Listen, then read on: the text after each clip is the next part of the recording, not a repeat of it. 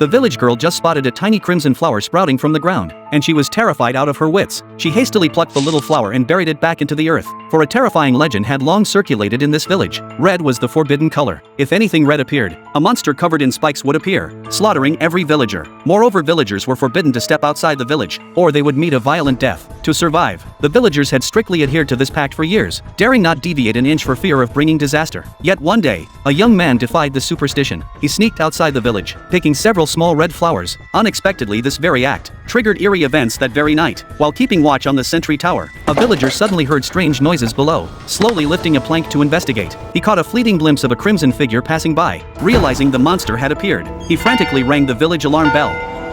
Hearing the bell, villagers fled home in a frenzy, crawling into cellars, terrified of being spotted by the creature. But in this moment of crisis, the village's blind girl Ivy hesitated to close her door. Her boyfriend Lucius hadn't returned yet. Soon, the monster's silhouette approached her slowly. Fortunately, at the critical moment, Lucius appeared just in time, grabbing her and pulling her into the house before they hid in the cellar. The villagers prayed for a safe night, but early the next morning, every household's door was daubed with red paint. Clearly, the monster's vengeance was far from over. The villagers placed a piece of pork on the sacrificial stone outside the village, hoping to appease the monster's wrath. But that very night, strange events unfolded once more. A piercing scream rent the night sky, and the villagers discovered in horror that dozens of livestock lay skinned, their blood-soaked bodies strewn across the meadow. To guard against another monster attack, the villagers barricaded themselves indoors that night, locking their doors tight. Only Ivy ventured outside, for Lucius was waiting at her door for their date. Lucius had deliberately made up the excuse to protect Ivy, worried for her safety. Little did he know, someone was watching them from a nearby hiding place. Early the next morning, the village simpleton suddenly pounded on Lucius's door. Before Lucius could ask why, the simpleton suddenly pulled out a knife and plunged it straight into Lucius's stomach.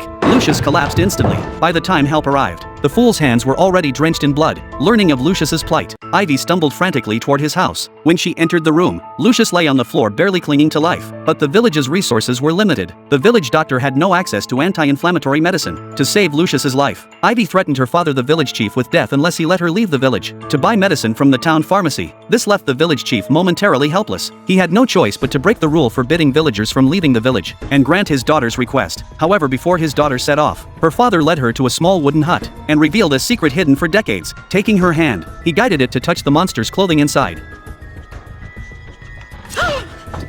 Those we don't speak of!